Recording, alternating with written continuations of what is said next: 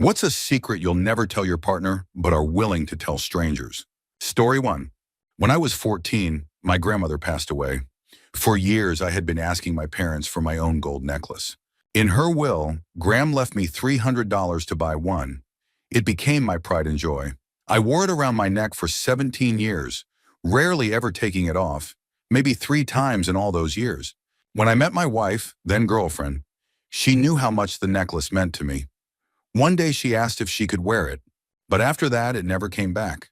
She either lost it or it was stolen. I was devastated, searching the house like crazy for 3 or 4 days. Eventually I gave up, but she was visibly upset about losing it.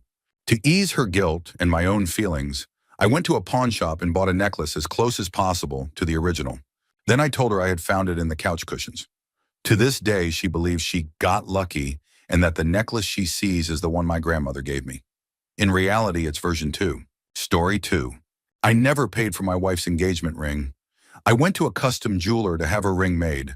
It's a stunning piece that she cherishes deeply, and it wasn't cheap, appraised and insured for about $10,000.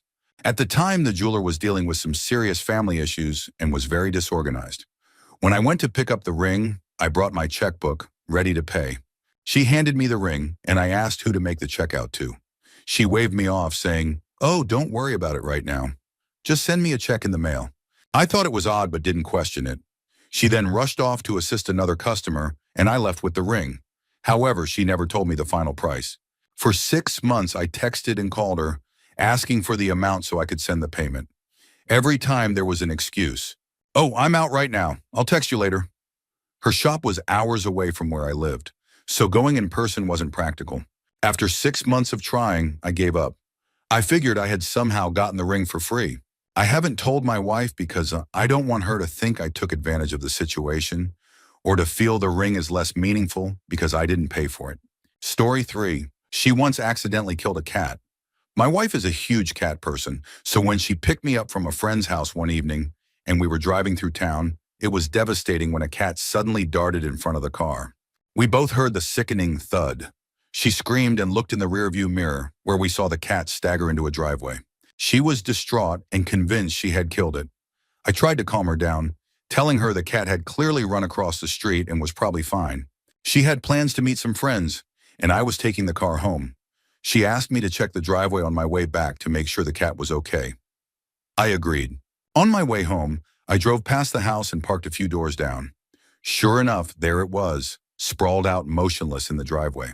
My first thought was to just go home and tell her I saw the cat happily licking its paws, but curiosity got the better of me. I wanted to check if it was really dead. The house was gated and also operated as a bed and breakfast, so I didn't want to trespass. Instead, I called the number on the sign by the road.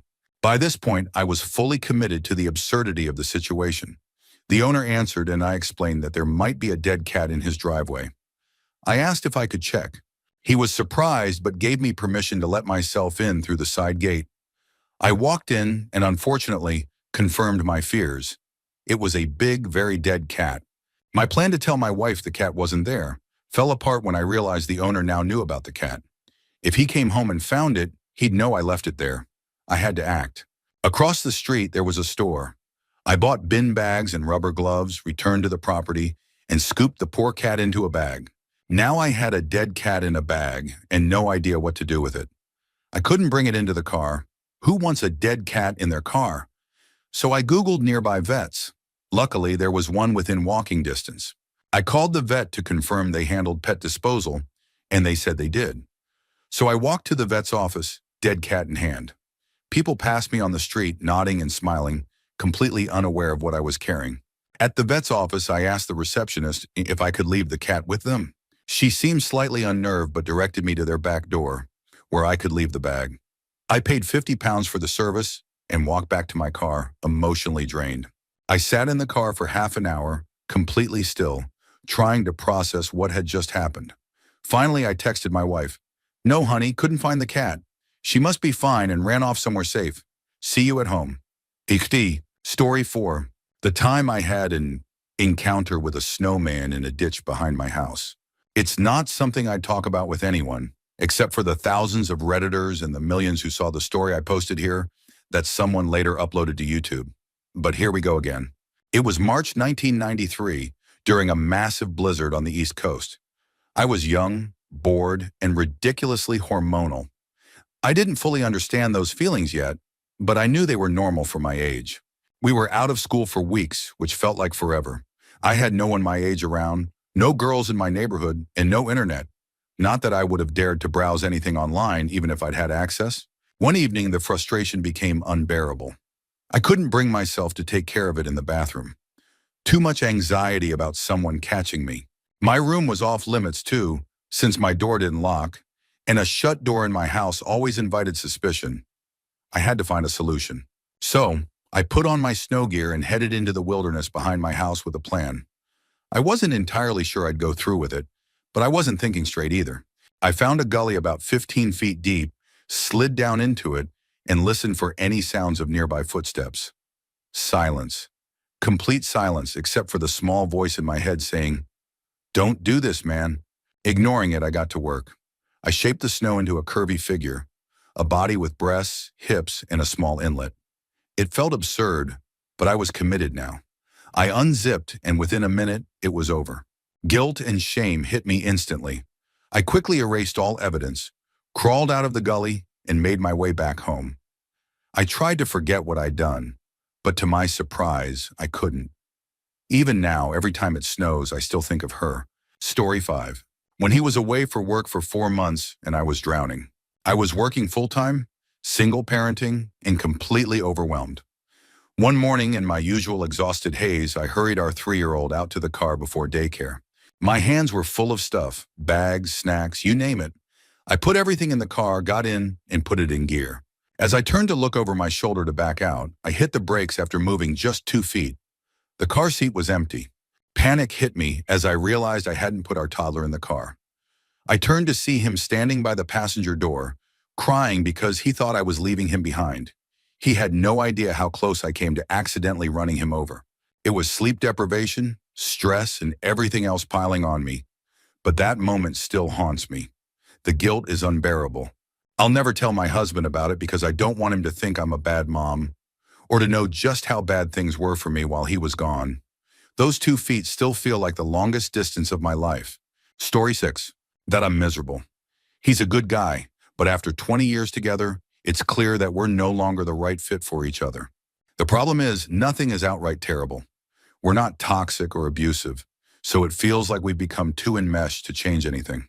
Over time, my political and religious views have evolved drastically, while his have stayed the same. We don't have meaningful conversations anymore.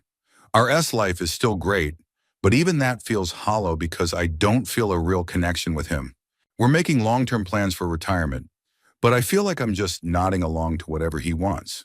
I don't even believe in the future we're planning together, but I go along with it because it feels safer than the alternative.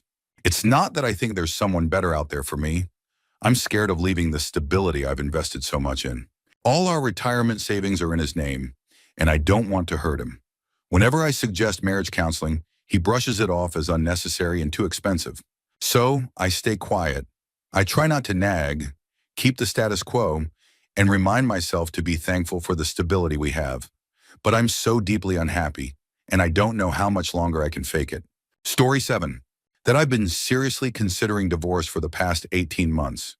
She never smiles, never says anything kind, and constantly complains about everything. The only reason I haven't left yet is our 2 children. I'm almost certain that if I left, her verbal abuse would escalate to physical abuse toward them. Since her hysterectomy 9 years ago, she's completely lost interest in affection.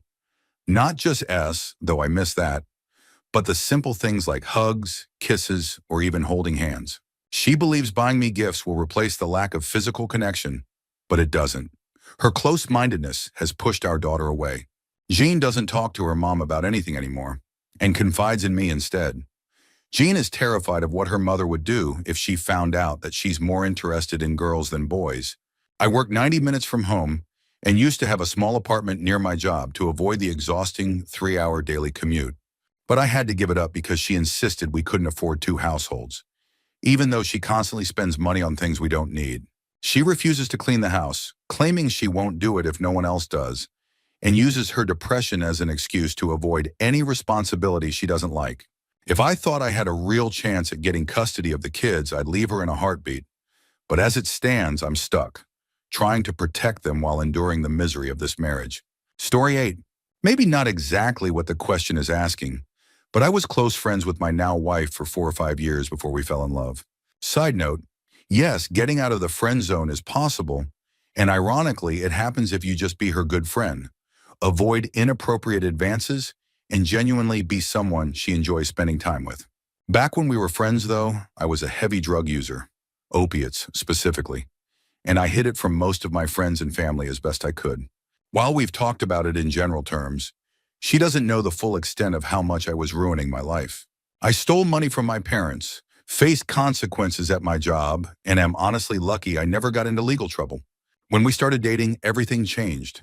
Being with her inspired me to get my life together and gave me something to live for. I've mentioned to her once or twice that being with her saved my life, but I said it in my usual sarcastic way, so she thought I was joking. I'd love to open up to her about that time in my life, but there's so much guilt and trauma attached to it. Every time I think about telling her the full story, I freeze up. It's still something I'm working through, but she'll never know just how much she saved me. Story 9. There has never been a moment where I thought my spouse was unattractive. Not once. Whether it's his quirks, personality, or even during irritating moments, he's always been the most handsome man I've ever seen. I feel so lucky to have him. Even if he's put on a little weight, so have I, it doesn't matter. But on May 26th, 2022, the day we had our son, his first biological child, I fell in love with him all over again. He cried through the entire delivery, never once left our son's side, and was instantly in love with him. He's been a doting, loving dad since day one. That day, I saw him in a way I'd never seen him before. I've never been more attracted to him in my life. It's hard to explain. I know some women experience a rush of hormones after giving birth, but this was different. Watching him take care of our son became my guilty pleasure. I'll never tell him this, though. Why? Because it might change the way he is with our son. Sure, he might say it wouldn't affect anything, but this is my secret. Watching him be such a caring, devoted father has made me fall even more in love with him, and I don't ever want that to change. Story 10. I feel trapped and like I have no control over my life. We got pregnant while in college, and I didn't want to keep the baby. But they did, so we had the baby. If we were going to go through with it, I wanted us to live together, but they insisted we wouldn't unless we got married first. I didn't want to get married, but I relented. One of my lifelong dreams was to get a doctorate degree, but I was told no. I wanted to move out of state to escape my abusive family, but I was told no. When they decided they wanted another baby and I didn't, it led to constant fights until I gave in, and now we have a second child. Sometimes I feel like I'm losing my mind. We argue about things and they insist I said something I don't remember, or that something didn't happen the way I recall it. I've started writing down conversations because I can't tell if I'm losing my memory from a concussion I had a couple of years ago, or if they're misremembering things too. I feel like I have no control over my life and am just being told what to do. I work full-time and the household work is split, with them doing more than I do. But they frequently remind me that I'm not pulling my weight, which makes me feel even worse. I feel so trapped and depressed. I often fantasize about running away, but I can't abandon my children. I love them too much to leave, but I don't know how to escape this overwhelming feeling of being stuck in a life that doesn't feel like mine. Story 11. I asked the funeral director exactly where the burial plot was and went to the cemetery before the funeral for my wife's brother's wife. Thankfully, the hole was already dug and no one was around. I slid back the plywood cover and took the most satisfying ishech of my life into her grave. If I could have done it 1,000 more times, I would have. She destroyed my wife's brother, tore his family apart, and was an absolutely horrible person. Everyone hated her, but I could never admit to anyone that I literally defiled her burial vault before they lowered her in. If they'd chosen cremation, everyone who knew her would have been there with gas cans and logs to keep the fire burning, if only to ensure she was truly gone. The only people who might have protested would have been her mother and maybe her kids. Even her father and brother spoke of her as a hateful, evil person. To this day, they talk about her like her death was a relief. Oh, and I've pissed on her grave twice in the last year and a half since they planted her. I hope she rots in hell for what she did to this family. Story 12. That I miss the man I married, painfully so. My husband is a good man, and he was an incredible boyfriend. But as a husband, things have changed so much that I'm afraid our marriage won't last. Every day feels like it chips away at me. When I got sick and nearly died, it was like a switch flipped in him. He started trying again, being attentive, loving, and supportive. Despite my illness, things felt great between us for a while. But as time went on, he slowly reverted back. Now there's no S, no kisses, no affection. I've caught him talking to other women twice, yet he swears he can't live without me. I work full-time, take care of the kids, and handle 100% of the housework, including cooking. Meanwhile, he sleeps all day and spends all night at the computer.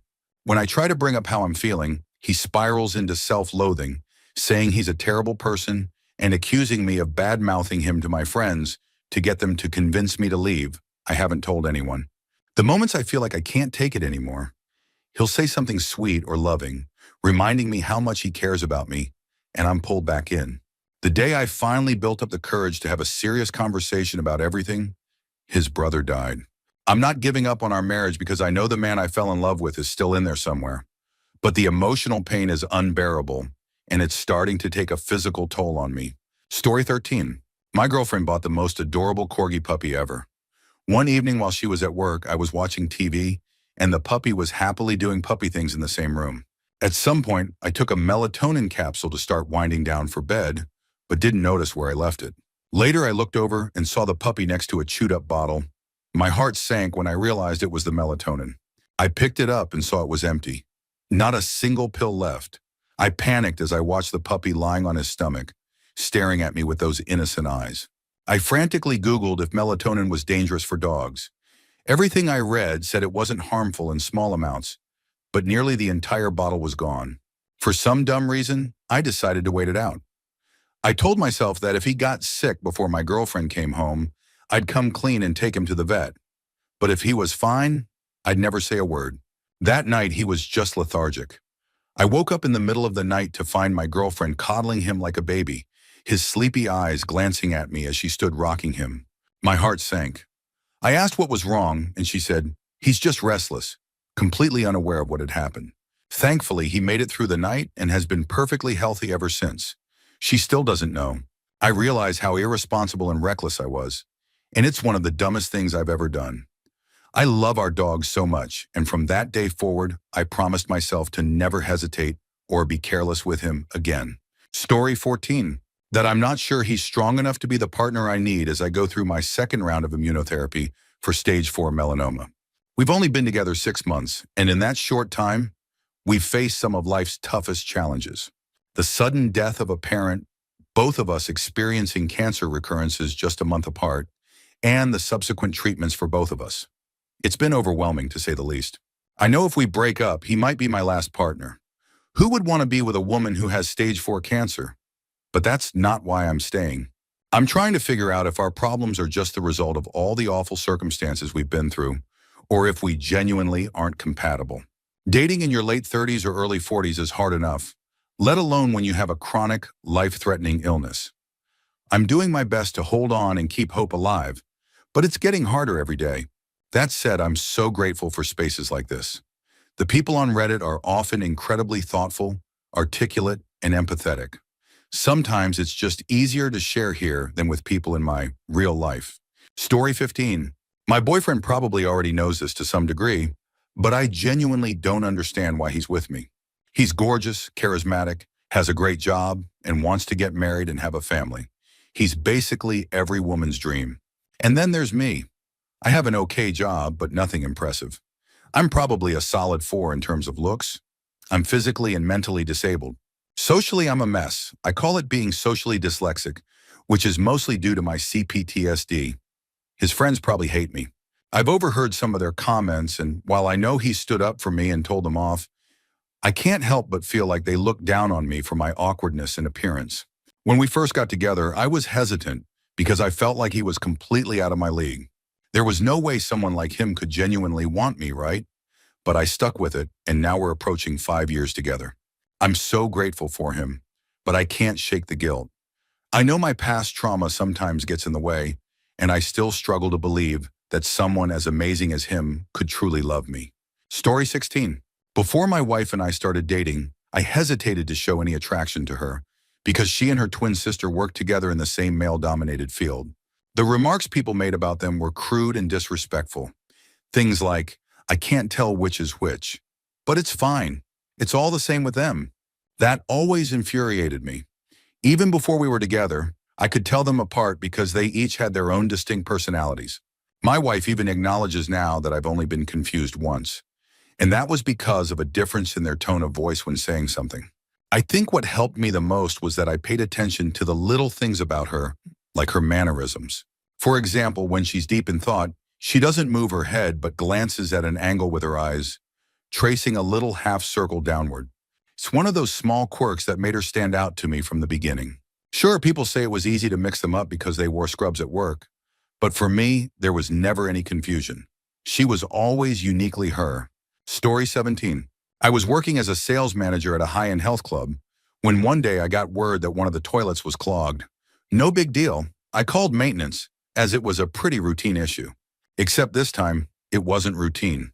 Maintenance called me back to say it was more complicated than expected, and something was stuck deep in the pipes. What followed was 2 weeks of chaos, 3 massive floods, hundreds of dollars spent on repairs, and an eventual decision to take the toilet apart entirely. That's when they found it, a large brown hair clip stuck in the S portion of the pipe. The discovery sparked a realization I'd been trying to ignore. A couple of weeks earlier, I'd misplaced my large brown hair clip. I noticed it was gone because I have incredibly thick hair, and that clip was the only one strong enough to hold it. I'm 99% sure it was mine. I somehow managed to flush it down the toilet without even realizing it, and the entire ordeal, the floods, the expenses, the chaos, was all my fault. To this day, I haven't told my husband. It seems so minor and insignificant, but the sheer embarrassment keeps me from ever admitting it. Story 18. Back in 2008, I was fresh out of school and studying a language in a city a bus ride away from my rural hometown. I was pretty naive back then, having grown up in such a small town. One evening, I stayed out drinking with friends much later than I planned and realized I needed to get home. I caught the last bus and arrived in my town around 10 p.m. Since the local bus service ended at 9 p.m., I had to take a cab part way and then walk the rest of the way home. About 6 blocks from my house, I turned a corner and saw this super sketchy dude ahead. My gut told me he was up to no good, but I decided to keep walking, trying to play it cool and not turn my back. As I got closer, I realized he wasn't much older than me, just a teenager, maybe a couple of years older. For a split second, I thought he might just be another kid like me, heading home after a night out. But then I saw his hand in his pocket, and that knot of fear hit my stomach. It happened so fast. He pulled out a steak knife, yelled something, and lunged at me, demanding everything I had. He pointed the knife at me while trying to reach into my pockets. I'm not a fighter. I avoid physical confrontations at all costs. But I've always been tall, 2 meters since I was 17, and strong despite being skinny, never more than 70 kilograms, but able to lift twice that. In that moment, instinct took over. I grabbed his knife hand with my left hand and, with my right arm, elbowed his elbow. Somehow, this motion caused him to stab himself in the neck. He jumped back, clutching his neck, and then bolted without a sound. My wallet and phone were on the ground. I picked them up and walked home in a daze, not fully processing what had happened. The next day, it hit me like a ton of bricks. I couldn't stop crying, terrified that I might have killed or seriously injured him. To this day, I've never told anyone about it, until now. Story 19. No longer married, but when I was, I thought my wife was pretty. But not Sai, if that makes sense. I loved her, but her body wasn't great, and she didn't really do anything that I'd describe as seductive or Sai. When she tried, it often felt awkward and had the opposite effect of turning me on. So I lied to her. I told her she had an amazing butt and would grab it often to make her think I was really into it. I must have been convincing because after our divorce, she once made a comment, asking if the woman I was dating at the time had a butt as good as hers. I chuckled and replied, "No comment," which she likely interpreted as me being nice and implying her butt was still my favorite.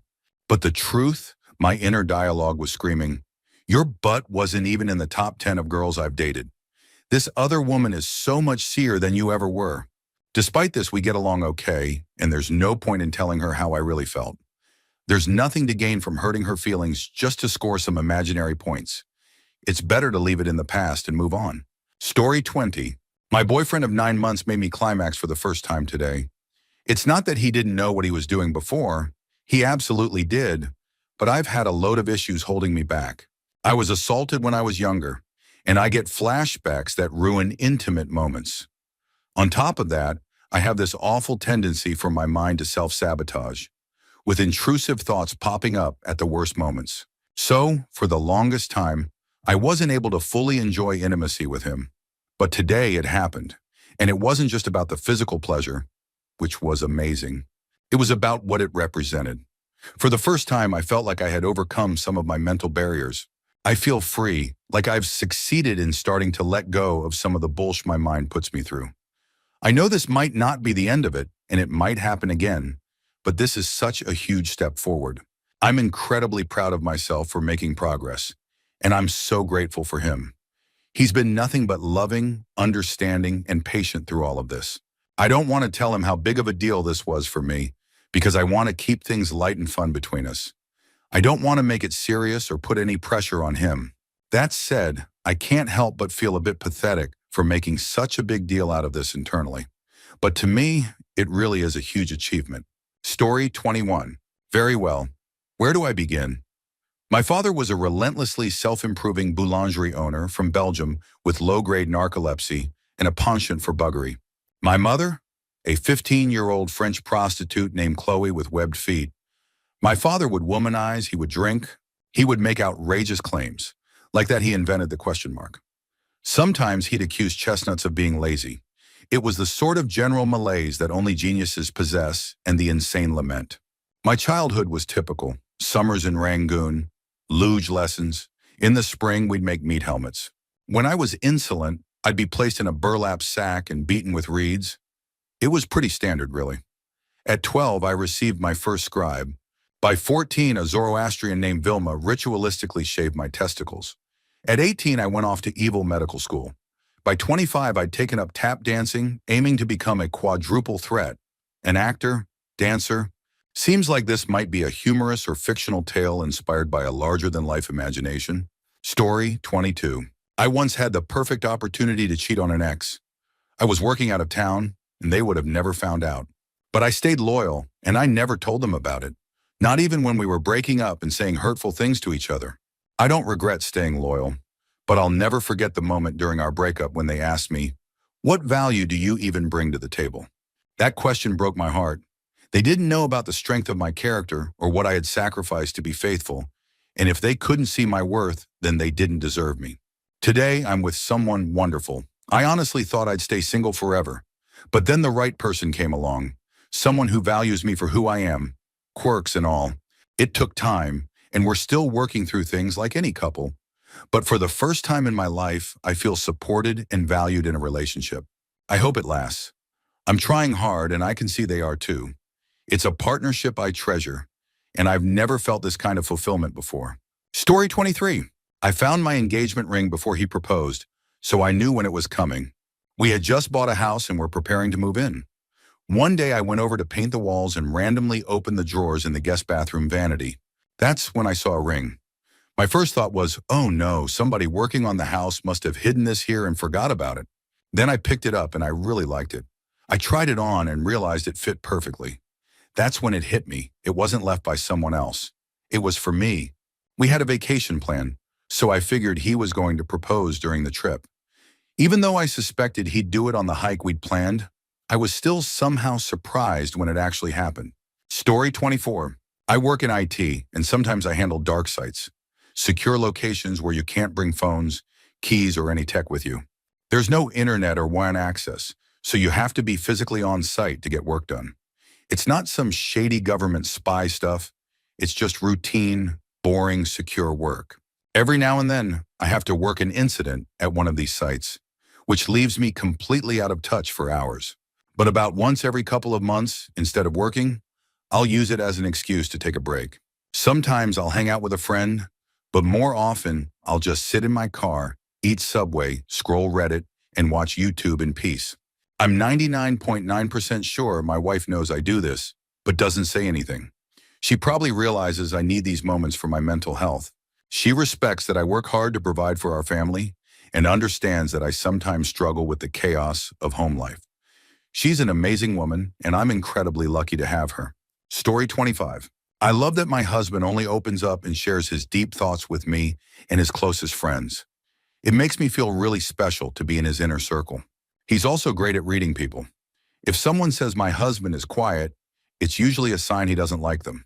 He won't push his opinion on me, but I've learned to trust his instincts because they're usually spot on. For example, he really disliked one of my ex-friends.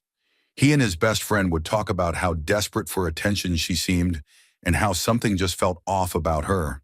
I didn't see it at first, but over time, all my other friends started complaining about her too, saying things like, "I'm not a big fan of X." Eventually, I realized she was disingenuous and toxic, just like my husband had picked up on from the start. What I admire most is that he never forces his opinion on me. He lets me figure things out on my own. But once I decide to cut someone off, he's 100% on board, ready to salt the earth and never look back. I love that about him. It's such a unique mix of patience, intuition, and loyalty. Story 26. I constantly shower my partner with praise. I tell her she's beautiful, kind, and a wonderful person, and I truly mean it. I genuinely feel lucky to have her in my life. But underneath all of that, I carry a deep resentment that I could never admit to her. Her mental health struggles, severe ADHD, anxiety, and depression, make her incredibly self-absorbed and selfish at times. And I often hate her for it as much as I love her. She is so conflict avoidant that she's incapable of standing up for me, no matter the situation. Whether it's with her parents, our friends, or a complete stranger, she stays quiet and does nothing. I've learned I can't rely on her to have my back, and every time it happens, it feels like a betrayal. Our life is another point of frustration. While she's good in bed when she makes an effort, that only happens about 1/8 of the time. Most of the time, she's so passive it feels like a cliche, literally lying there waiting for me to do everything. She assumes the same passive positions, and while I work hard to make sure she has an amazing experience, she averages 6 to 15 orgasms per session. I'm practically responsible for my own arousal because she puts in so little effort. Ironically, she thinks we have an amazing life. She's also deeply codependent, though she doesn't realize it.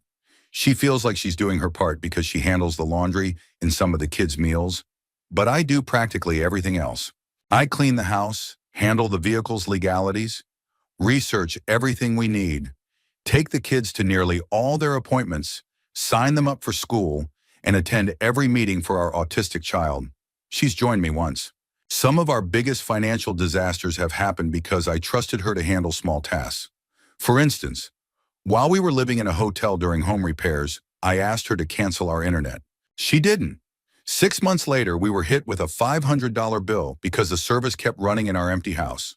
And all of this stems from the learned helplessness her parents ingrained in her.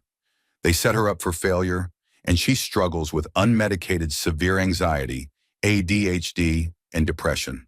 I've tried bringing these issues up with her, but every time I do, she spirals into guilt, depression, and shutdown mode. It's emotionally draining, so I stopped bringing it up. And now I just resent her on a level that I know will never go away. Today, she's driving to visit her parents for a couple of days, and honestly, I'm relieved.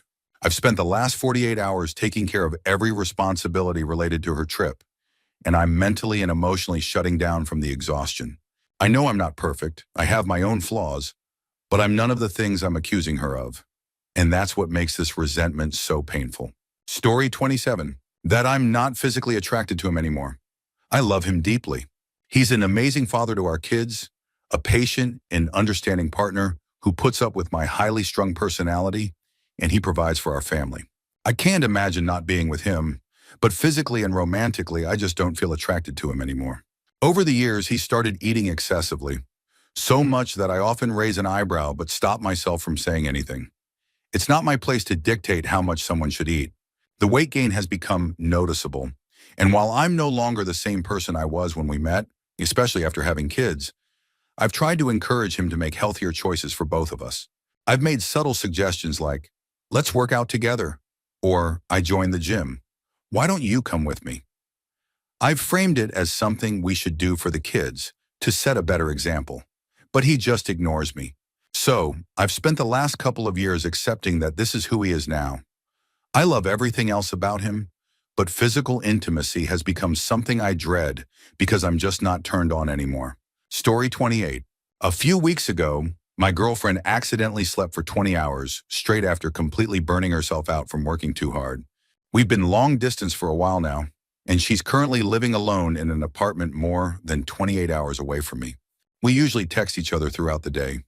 Little updates like, I saw a cute dog on my way to work today.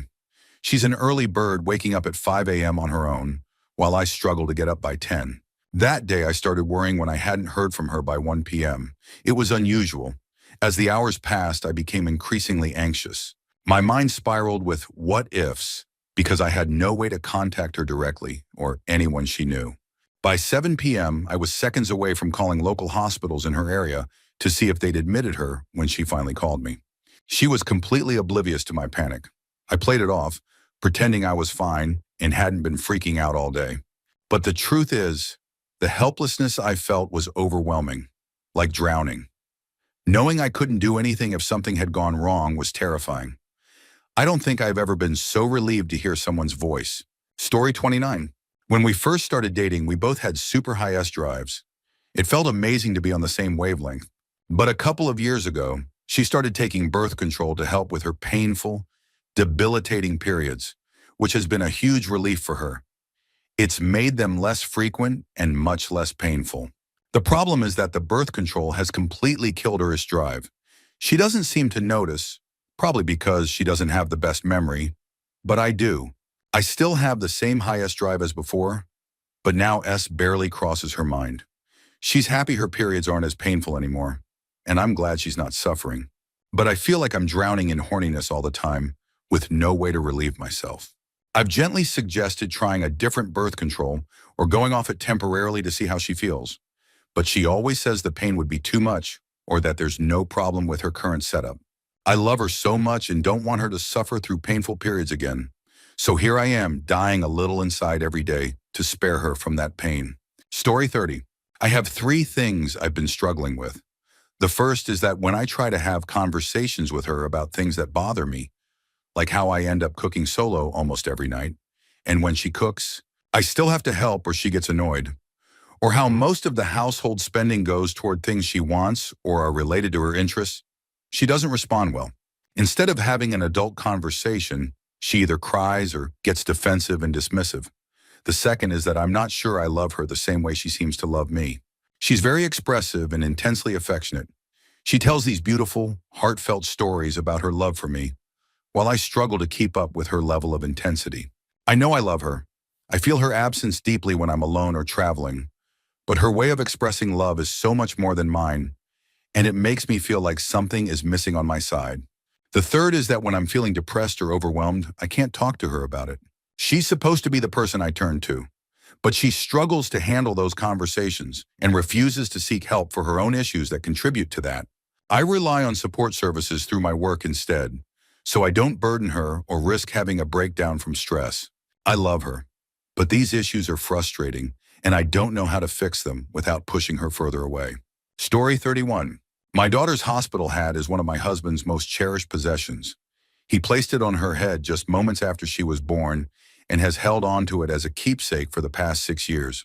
He tells the story often, his eyes lighting up as he recalls shielding her eyes from the bright lights, gently placing the hat on her head and whispering, "Daddy never leaves her." But here's the thing, the hat he's kept in a special box, the one we'll both treasure forever, it's a fake. Here's what happened.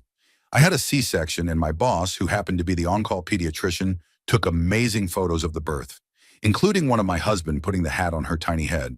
That hat became so special to him immediately. He couldn't stop talking about how much he loved it. On day 2 in the hospital, the nurse came to take our baby for tests. My husband insisted on putting the hat on her again, even though I suggested we keep it safe in the diaper bag because it had already gotten a little smudged. He was so sentimental about it that I let it go. Later that day, the hat was gone, nowhere to be found.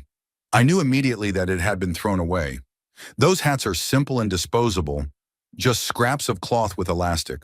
Ours was dirty, and I had no doubt it was gone. When I told my husband, his eyes welled up with tears and he started to shake. He was heartbroken. I couldn't bear it. So, despite recovering from major abdominal surgery, I walked down the hall to the nursery to beg for help. The nurse and I searched everywhere, but we both knew the hat was gone. Desperate, I asked if we could make a new one. She grabbed some cloth and we made a perfect replica. I even scuffed it on the floor and used an ink pad to recreate the smudge. When I brought it back, my husband's relief and gratitude were overwhelming. I knew right then that I could never tell him the truth, but he keeps bringing it up. Over the years, he's told that story countless times, how he shielded her eyes, placed the hat on her, and made that beautiful promise. And every time I feel a pang of guilt knowing it's not the original hat. I sound cold, but I love that hat too. It breaks my heart that it's a fake. But in that moment, I just couldn't stand to see him so crushed. So I fixed it. And now I'm stuck with this secret that might just kill me. Story 32. I am jealous of how my wife's career is panning out. Don't get me wrong, I love her to bits. She's amazing, smart, and absolutely fantastic at networking. It's because of her talent for connecting with people that she's managed to break into a field, a sport, that I've been trying to establish myself in for years. She's so natural at it that people remember her and seek her out for work. It's incredible to watch her build relationships that lead to invitations to high-profile events with some of the biggest names in the industry. Sometimes I get to tag along, and I even help her organize her flights and transport, almost like her personal assistant. But there's this nagging jealousy. I know how talented I am, and I want so badly to succeed in this field, yet I just don't seem to have what she has. It stings a little because this is something I've been chasing, and while she's worked hard too, her charisma and ability to connect with people make it seem effortless. I know I benefit from her success. I get a bit of a foot in the door because of her, but it's tough watching her shine so brightly while I struggle to get noticed. She's going to be incredibly successful at what she does, and I'm so proud of her. But sometimes I feel like this quote from Doctor Who sums it up perfectly. Great women are forged in fire. It is the privilege of lesser men to light the flame. Maybe I'm just the lesser man, helping to light her flame. Story 33. I would rather bear the work pain and stress than see her go through anxiety attacks every day. 5 years ago, I was crushed by a forklift. Chronic pain became my new reality, and everything changed overnight. I lost the ability to do things I dreamed of, like playing catch with a future child. I grieve that loss every time I have to say no to my nephews when they want to play. My wife stepped up in a way I'll forever admire. She's been in retail for almost a decade, with 4 of those years as a manager. After my accident, she became the head of our household, working tirelessly to support us. I'm so proud of her strength, but it's taken an emotional toll on her. Her job is draining, and I see the anxiety it causes her every day. She's incredibly strong, but I don't want her to have to be. I've become comfortable with my pain. It's always there, but I'm used to it. I work over 50 hours a week now, and a management position just opened up. I'm applying for it. Not because I want it for myself, but because I want to take on the extra stress so she doesn't have to. If I can bear the physical pain, what's a little more emotional pain if it means she can step down and find peace again? I would do anything to see her smile the way she used to. She's been through so much, especially since my accident happened during the first year of our marriage. And while I know she can handle it, I don't want her to. I want to take that burden off her shoulders. She knows I wish things were better for her, but she thinks I'm going after this position because I want it for myself. The truth is, I just want to see her happy again. This opportunity is my chance to prove that I mean it when I say I'll do anything for her. Story 34. That my whole family was against us getting married. When we started dating, my family didn't think she was a good match for me. They judged her for being quiet, withdrawn, insecure, and overly sensitive. She didn't fit in with my outgoing, opinionated, and judgmental family. I understood where she was coming from, though. Her background explained a lot, and I never judged her for it. But I couldn't stand the way my family treated her, so I stood up for her, even if it meant arguing with my mom multiple times. At one point, I stopped talking to my mom for weeks as a way of showing her that her behavior wouldn't be tolerated. I loved my spouse anyway, no matter what my family thought.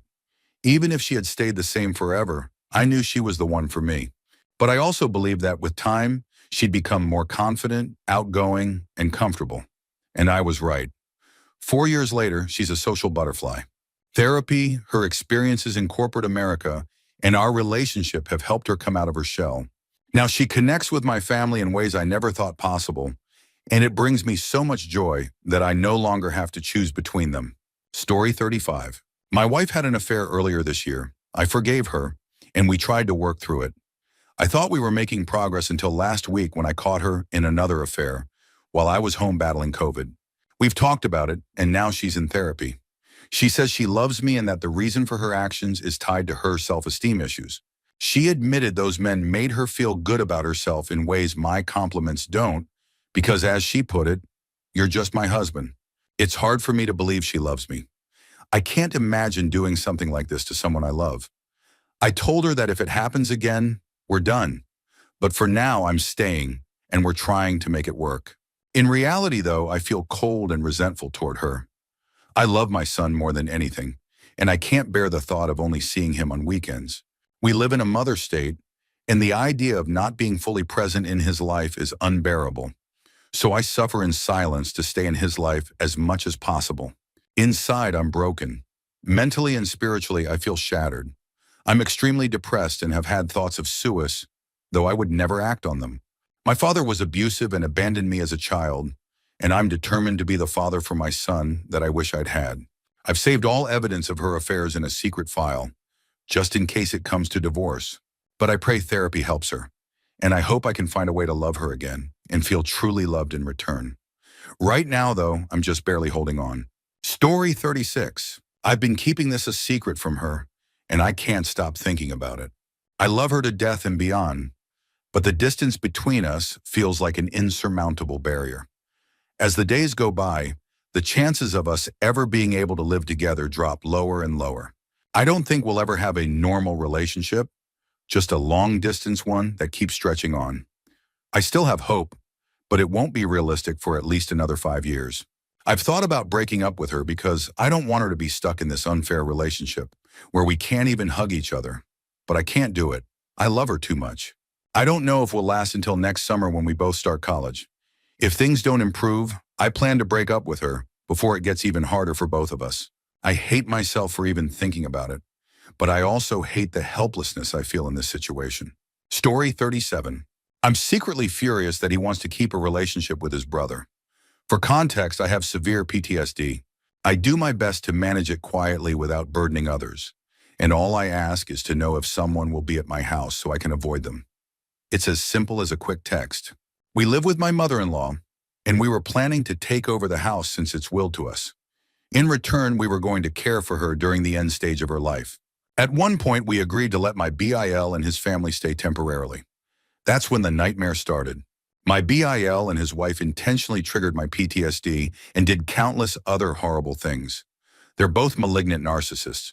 My so refused to believe his brother was part of it, because he clung to the idea of having a perfect family.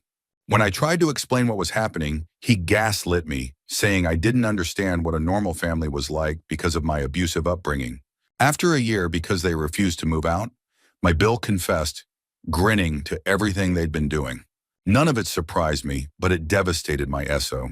It shattered his illusion of a perfect family and broke the fragile trust I had in him. The aftermath has been devastating. My progress in therapy was undone.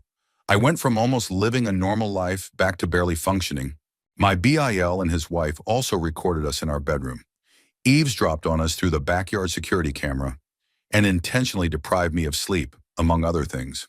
Now, years later, we're cutting our losses and moving away.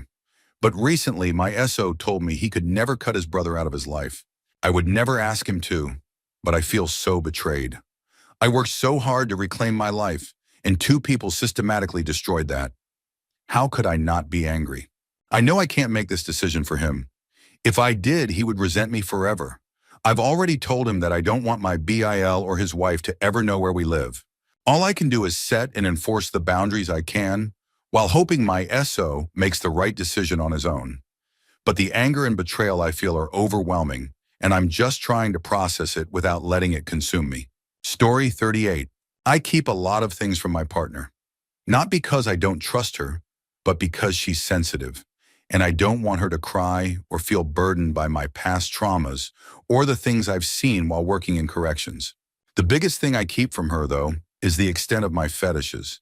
She has some idea, but when I shared even a small part of it, she got upset. I decided to leave it alone after that. She knows there's a lot more, but she definitely doesn't understand how deep it really goes. That said, I don't feel this will cause problems in our relationship. I won't cheat on her or resent her for not being able to meet me where my fetishes lie. We've even had open conversations about me exploring those fetishes with others or having a sole partner just for that purpose. It was her suggestion, not mine. But honestly, I've already experienced so much of what I wanted to with my fetishes that I don't need to go further. This is the healthiest relationship I've ever been in, and I'm genuinely happy with her. I'm not going to risk what we have for anything. Story 39. My SO has endured a lifetime of pain.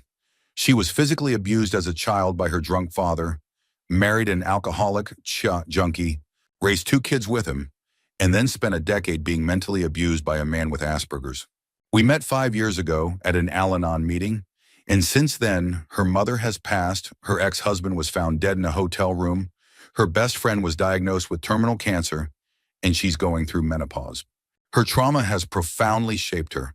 She views S as something other people do, not something couples in long-term relationships prioritize.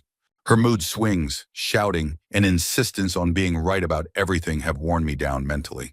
I came into this relationship already battered by 2 years of living with a violent alcoholic, and now I feel like a shell of myself.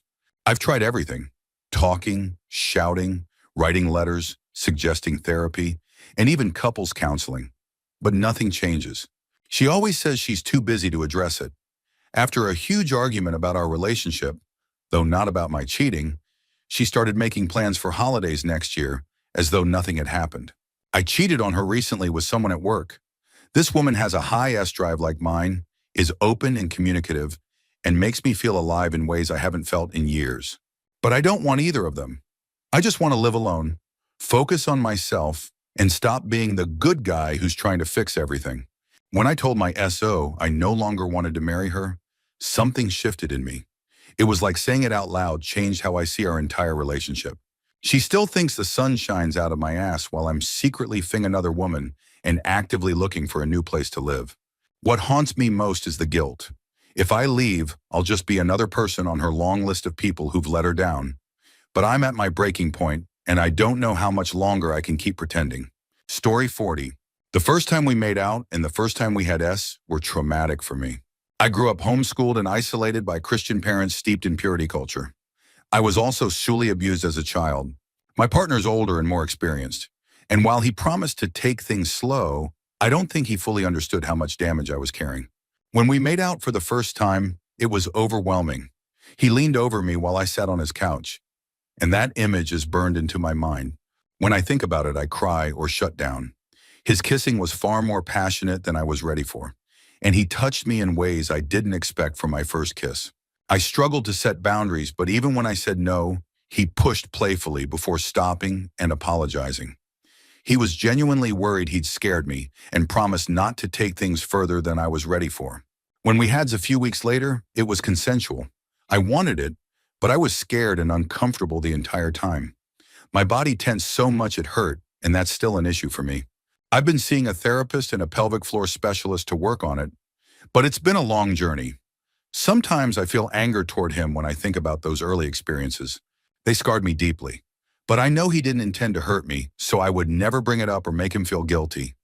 I just hate that those memories still hold so much pain for me. Story 41. I saw her cat smooshed on the side of the road and moved it into the brush. She'd just gotten him, and when he went missing, she cried for what felt like forever, convinced he had run away.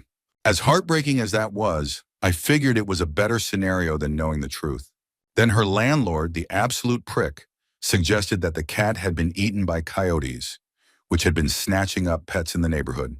That sent her into a brand new wave of devastation. We were moving in a few weeks, and she grew even sadder at the thought that if he were alive and somehow came back, he wouldn't find us. A few months later, I was working a job delivering pizzas and happened to go back to our old neighborhood. It reminded me of her cat. When I got home, I told her I'd seen 2 little girls playing on a blanket in the yard, And who was there with them but her cat, looking fat, happy, and content. By that time, she'd already gotten another cat. Though she was a little mad at first, she eventually smiled and said, "I'd rather those little girls have him if he looks really happy. She's my ex now. Even though we don't get along anymore, I'll never tell her the truth. Not even on my deathbed. That's a pain I wouldn't wish on anyone, and I'm glad she got to believe her cat had a happy ending." Story 42. Her lowest drive is driving me insane. I do everything I can to make her feel loved and supported when I come home from work. I compliment her, make her small gifts, and often take on all the household responsibilities so she can relax. I've suggested everything: massages, toys, exploring fantasies. But in almost 7 years, she's never shared her deepest desires with me. I'm her husband, and it hurts that she doesn't seem to trust me enough to open up in that way. If I'm lucky, she's in the mood once a month. But even then, it's a gamble. Sometimes it's just a BJ, and while she's getting better, it's not exactly great. We've had multiple conversations about this, and she's apologetic because she knows how much S means to me, but she says cuddling is enough for her. She offers to try new things, but never comes up with suggestions herself, leaving me feeling like I'm constantly chasing something that's not there. What's worse, I'm touch deprived. I want her to stroke my back or my face, to hold me in the way I do for her, but I don't think she even realizes that I need to be touched too. When the house is quiet, all she wants to do is read her books or watch her shows. It's driving me crazy, but I love her more than anything. I'm trying to adjust, to cope. I've even developed a routine to manage my frustration. I take small breaks at work to relieve stress, and the rest of the time, I just wait. Story 43. I feel deeply guilty for having kids. It was a mutual decision to start a family, and I even went through infertility treatments to conceive. Both of our kids were planned, and I love them more than anything. But the older I get, the more I wrestle with a painful realization. None of us asked to be here. What right did I have to create two lives in a world as messed up as this one? Yes, there's beauty and joy, but this planet is a chaotic, broken place. Even if we lived in a paradise, the truth remains: we all die. And then what's the point? My therapist once asked me, if you knew what you know now and were given the choice from the beginning on whether to exist or not, what would you choose? My answer was simple. I'd choose to never have existed at all. The weight of existence feels unbearable at times. I can't tell my husband this. No one wants to hear that their partner wishes they'd never existed. I certainly can't tell my kids. They have their own battles ahead of them, and I need to be their strength, their guide, their safe harbor. But inside, I wish I didn't exist. It's a constant battle to reconcile my love for my family with the existential dread I carry. I try to be the strong one, the problem solver, the caretaker, but sometimes the weight of it all feels like too much.